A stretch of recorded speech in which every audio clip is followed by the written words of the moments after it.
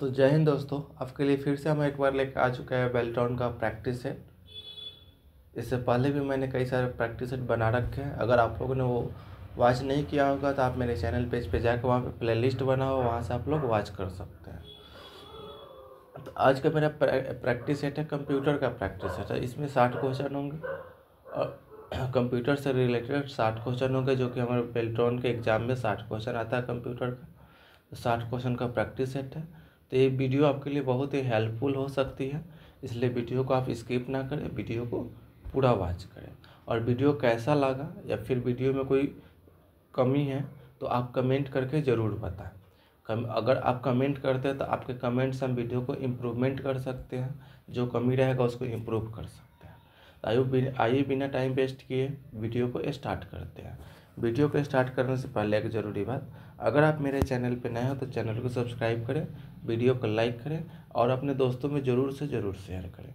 तो आज का मेरा फर्स्ट क्वेश्चन है, माउस पॉइंटर की एक काले ऊर्ध्वाधर ब्लिंकिंग लाइन को किस नाम से जाना जाता है?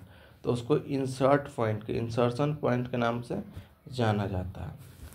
निम्नलिखित में से कौन से वर्कशीट एक क्षेत्र में फॉर्मेटिंग को कॉपी करके दूसरे क्षेत्र में लागू करने की विधि है?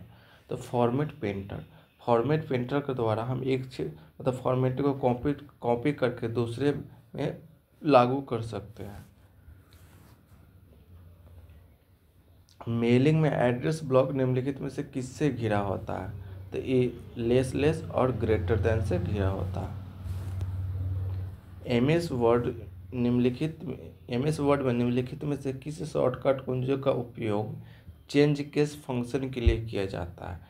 तो उसके लिए शिफ्ट F3 का यूज किया जाता है। चेंज केस फंक्शन के लिए शिफ्ट प्लस F3 का यूज किया जाता है। एमएस वर्ड में निम्नलिखित में से किस कुंजी का उपयोग एक तालिका में गो टू प्रीवियस सेल के लिए किया जाता है? तो गो टू प्रीवियस सेल के लिए शिफ्ट प्लस टैब का यूज किया जाता है, उससे हम प्रीवियस सेल में चले जाएंगे।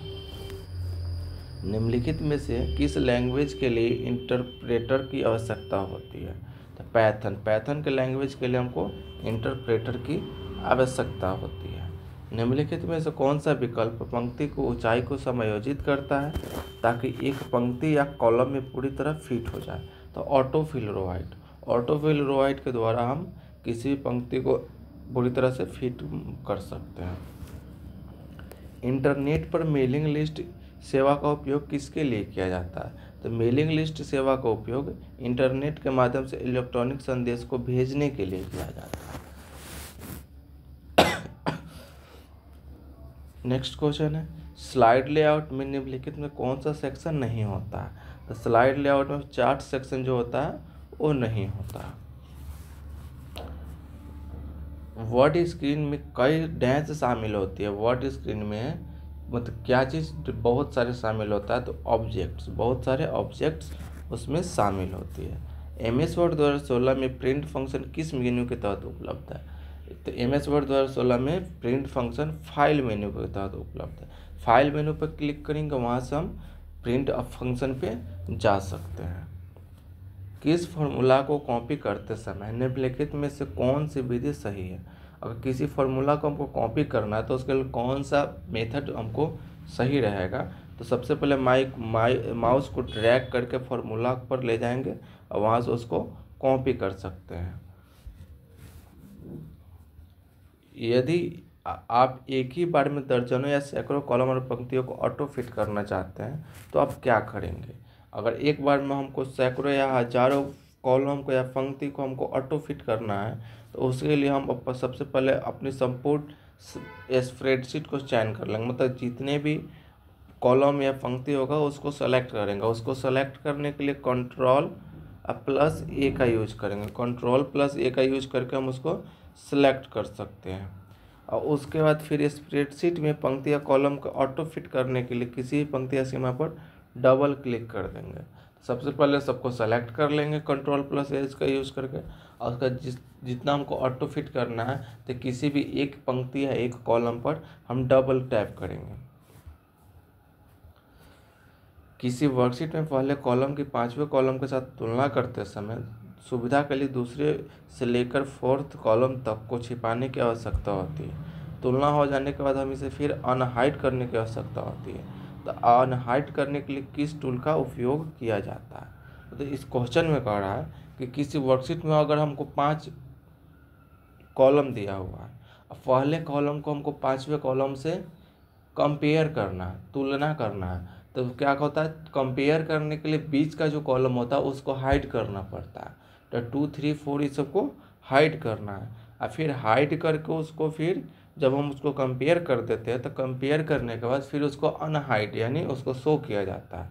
तो उसके लिए हम किस टूल का यूज करेंगे, वही हमसे पूछ रहा है। तो सबसे पहले हम होम पे जाएंगे, वहाँ से फॉर्मेट पे जाएंगे, वहाँ से विजिबिलिटी पे जाएंगे, और फिर विजिबिलिटी पे जाने के बाद हाइड एंड अनहाइड फंक्शन का ऑप्शन रहता है। तो जो हम हाइड के रहेंगे तो हमको अनहाइड का ऑप्शन आएगा, तो वहाँ से हम उसको अनहाइड कर सकते हैं।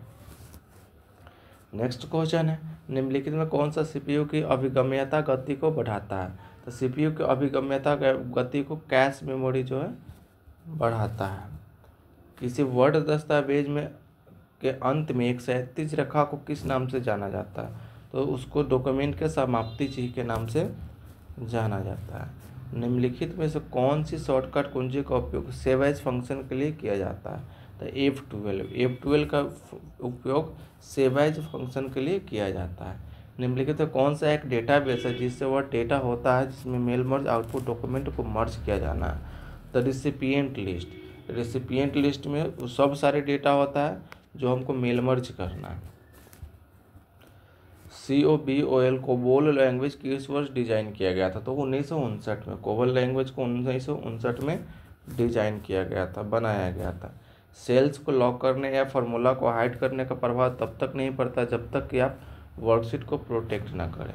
अगर आप किसी भी फार्मूला को या सेल्स को लॉक करना चाहते हैं तो उसके लिए पहले वर्कशीट को प्रोटेक्ट करना होगा, उसमें पासवर्ड लगाना होगा, उसको लॉक करना होगा। निम्नलिखित में से किस शॉर्टकट कुंजी का यूज रीडू फंक्शन के लिए किया जाता है?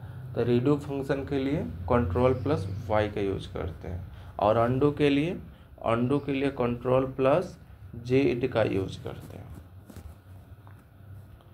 डॉट मैट्रिक्स और बैंड प्रिंटर्स किस प्रकार के प्रिंटर है? Impact printer. किस प्रकार के प्रिंटर है? Impact printer. निम्नलिखित में से कौन सा सिस्टम सेटिंग के लिए उपयोग किया जाता है? तो कंट्रोल पैनल का उपयोग सिस्टम सेटिंग के लिए किया जाता है। निम्नलिखित में से किसे कॉलम चार्ट के रूप में भी जाना जाता है? बार चार्ट को कॉलम चार्ट के रूप में भी जाना जाता है। निम्नलिखित में से कौन सी स्प्रेडशीट की विशेषता है? तो ऑटोसम जो है स्प्रेडशीट की विशेषता है। निम्नलिखित में से किस शॉर्टकट कुंजी का उपयोग फॉन्ट डायलॉग बॉक्स के लिए किया जाता है? तो फॉन्ट डायलॉग बॉक्स के लिए Ctrl+Shift+P का यूज किया जाता है। एक एक्सेल स्प्रेडशीट के में फार्मूला में आर्गूमेंट्स को अलग अलग करने के लिए निम्नलिखित में से किसका उपयोग किया जाता है? तो उसके लिए कॉमा का यूज किया जाता है। लेजर प्रिंटर में छवि को किसके द्वारा कागज पर अंतरित किया जाता है? तो छवि को कागज पर अंतरित करने के लिए ड्रम का यूज करते हैं। क्या चीज़ का? ड्रम का यूज करते हैं। किसी स्लाइड में यदि आप एक वृत्ताकार स्टाइल में कुछ टेक्स्ट सामग्री रखना चाहते हैं तो कौन सा विकल्प चुनेंगे? तो उसके लिए वर्ड आर्ट को चूज करेंगे। वर्ड आर्ट को चूज करके हम उसमें कुछ टेक्स्ट सामग्री को रख सकते हैं। यदि आप MS एक्सेल में एक टेक्स्ट बॉक्स सम्मिलित करना चाहते हैं तो आप इसे डैश में पाएंगे। अगर हमको MS वर्ड में एक्सेल में अगर कोई टेक्स्ट बॉक्स को यानी शेप्स को इंसर्ट करना हो, सम्मिलित करना हो, तो उसके लिए हम शेप्स बॉक्स को ओपन करें। प्रेजेंटेशन में एक नई स्लाइड जोड़ने के कई तरीके हैं। निम्नलिखित में से किस मेनू में न्यू स्लाइड टैब होता है? तो न्यू स्लाइड टैब होम मेनू में होता है। होम मेनू में। निम्नलिखित में से कौन सा वर्कबुक की सुरक्षा से संबंधित नहीं है? तो इंस्पेक्ट डॉक्यूमेंट जो है वर्कबुक प्रोटेक्शन से संबंधित रिलेटेड नहीं है।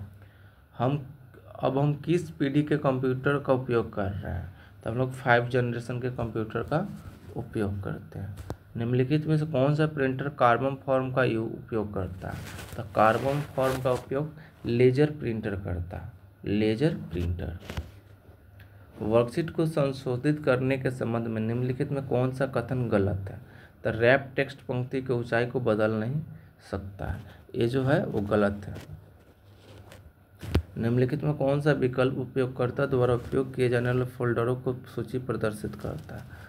तो अगर यूजर्स के द्वारा अगर जो भी उपयोग किया गया उसके सूची को अगर ओपन करना है, उसके लिस्ट को ओपन करना है, तो उसके लिए रिसेंट फाइल में जाएंगे। रिसेंट फाइल में जाने पर अगर कोई मेरा कंप्यूटर यूज कर लिया और क्या क्या यूज किया ये हमको देखना है, तो हम रिसेंट फाइल में जाएंगे।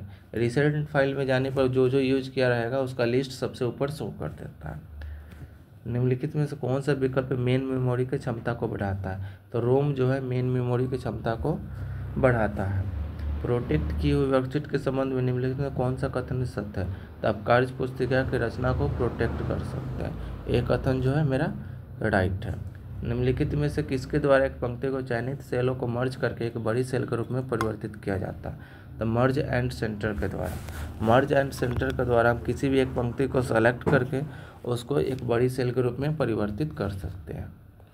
निम्नलिखित में से कौन सा विकल्प पतों के लिए नाम के समाधान के लिए मानक शब्दावली है? इसका उपयोग ज़्यादातर डोमेन नामों और आईपी पतों के बीच में रूपांतरण के लिए किया जाता है। उसके लिए डोमेन नेम सिस्टम का यूज किया जाता है। कंट्रोल प्लस सी का कार्य क्या है? तो कंट्रोल प्लस सी से हम कॉपी करते हैं। क्या करते हैं? कॉपी करते हैं। तो कॉपी कर सकते हैं। निम्नलिखित में से कौन सा विकल्प पंक्ति की ऊंचाई को सामग्री के अनुसार बदल देगा या फिर समायोजित कर देगा? तो रैप टेक्स्ट जो होता है उसको मतलब पंक्ति की ऊंचाई को चेंज कर सकता है, बदल सकता है। किसी प्रस्तुति में सभी स्लाइड के लिए संक्रमण प्रभाव यानी किसी स्प्रेडशीट में सभी स्लाइड के संक्रमण प्रभाव करते समय उपयोग करने वाले सबसे अच्छा दृश्य क्या है? तो स्लाइड सॉर्टर व्यू सबसे अच्छा है। एमएस पावर पॉइंट को ग्रिड दिखाने के लिए या छिपाने के लिए किस कुंजी का यूज करते हैं? तो उसके लिए शिफ्ट प्लस F9 का यूज करते हैं। शिफ्ट प्लस F9 का यूज करके हम ग्रिड को शो भी कर सकते हैं या फिर हाइड भी कर सकते हैं। निम्नलिखित में से कौन सा एप्लीकेशन सॉफ्टवेयर है? तो इमेज एडिटर जो है एप्लीकेशन सॉफ्टवेयर है। निम्नलिखित में से किस शॉर्टकट कुंजी का उपयोग विषय वस्तु चिपकाने के लिए किया जाता है? विषय वस्तु चिपकाने के लिए कोई भी चीज़ को हम कॉपी किए तो उसको पेस्ट करने के लिए किसका यूज करते हैं? कंट्रोल प्लस V का यूज करते हैं। और कॉपी करने के लिए कंट्रोल प्लस C का यूज करते हैं। कौन सा डिवाइस आपके लोकल नेटवर्क और इंटरनेट के बीच कार्य करता है? ब्रिज का कार्य करता है। तो मॉडेम जो है लोकल नेटवर्क और इंटरनेट के बीच ब्रिज का कार्य करता है। एमएस पावर पॉइंट में शुरुआत से स्लाइड शो देखने के लिए किस कुंजी को दबाना चाहिए? तो उसके लिए F5 को प्रेस करें। F5 को प्रेस करेंगे तो शुरू से स्लाइड शो देखना शुरू कर देगा। निम्नलिखित में कौन सा विंडोज XP एक बुनियादी घटक नहीं है? तो टर्मिनल जो है विंडोज XP का बुनियादी घटक नहीं है। निम्नलिखित में कौन सा सॉफ्टवेयर एप्लीकेशन नहीं है? इसमें ऑपरेटिंग सिस्टम जो है सॉफ्टवेयर एप्लीकेशन नहीं है। एक्सेल प्रारूप में दिनांक प्राप्त करने के लिए किस फंक्शन का उपयोग वर्ष माह और तारीख की आपूर्ति करके किया जाता है? तो डेट फंक्शन का यूज करके हम दिन माह तारीख की आपूर्ति कर सकते हैं। किसी फाइल को व्यवस्थित करने के लिए निम्नलिखित में से किसका उपयोग किया जाता है? तो उसके लिए फोल्डर का यूज करते हैं। और किसी भी फाइल को हमको व्यवस्थित करना है मतलब एक जगह रखना है तो हम एक फोल्डर क्रिएट करते हैं। फोल्डर में जाकर हम फाइल को व्यवस्थित कर सकते हैं। MS एक्सेल में FV किस प्रकार का फंक्शन है? तो FV फाइनेंशियल फंक्शन है। एक परियोजना के लिए यदि आप एक दृश्य हस्ताक्षर जोड़कर वर्कफ्रेम की अखंडता सुनिश्चित करना चाहते हैं तो उपयोग करने में कौन सा विकल्प बेहतर है? तो एक डिजिटल हस्ताक्षर जोड़ना ये बेहतर होगा। मेल मर्ज को पूरा करने से पहले पूर्वावलोकन के लिए किस टाइप का उपयोग किया जाता है? तो उसके लिए प्रीव्यू यूजर लेटर का उपयोग किया जाता है। निम्नलिखित में से किस इंटरनेट को कनेक्शन में स्पीड सर्वाधिक होती है? तो ऑप्टिकल कैरियर का सबसे ज़्यादा स्पीड होता है। माइक्रोसॉफ्ट वर्ड 2016 में किसी दस्तावेज को डॉक्यूमेंट को सुरक्षित करने के लिए किस मेन्यू का उपयोग किया जाता है? तो डॉक्यूमेंट को प्रोटेक्ट करने के लिए रिव्यू मेन्यू का उपयोग किया जाता है। एक्सेल में निम्नलिखित में से कौन सा सेल आइडेंटिफिकेशन सही है, तो उसके लिए A1 से हम आइडेंटिफिकेशन सही है या नहीं उसको चेक कर सकते हैं। आज का सबसे लास्ट क्वेश्चन है, सेल स्टाइल को एक वर्कबुक से दूसरे वर्क में कॉपी करने के लिए मर्ज स्टाइल विकल्प का उपयोग किया जाता है। सेल स्टाइल्स का तो जो मेनू होता है वो सेल स्टाइल होता है। तो वीडियो कैसा लगा कमेंट ज़रूर करके बताएं। अच्छा लगा हो तो वीडियो को लाइक करें, अपने दोस्तों में शेयर करें और चैनल को सब्सक्राइब ज़रूर करें। Thank you.